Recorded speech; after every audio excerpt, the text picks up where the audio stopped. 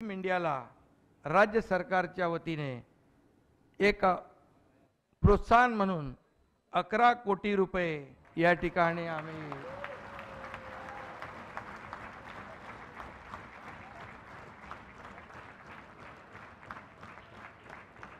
आणि खूप खूप शुभेच्छा। जर 4 महिन्यामध्ये 1068 शेतकरी आत्महत्या करत असतील आणि त्यांना मदत मिळत नसेल आणि आकडे फुगवून सांगून खोटा नेरेटिव्ह सेट करत असतील, खोटं बोला रटून बोला, हे यांचा पर्दाफाश जनता करेल। प्रश्न हा आहे की त्या 11 कोटीची देण्याची आता गरज होती का? कारण खेळाडू हे देशासाठी खेळतात।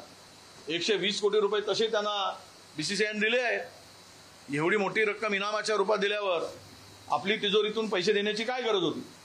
पण आता स्वतःची पाठ थोपटून घ्यायची। तिजोरी संपली तरी चालेल, गरीब मेला तरी चालेल, पण माझ्या पाठीवर छाप पडली पाहिजे, थाप पडली पाहिजेत, असा काही राज्यकर्त्यांचा उद्देश असतो।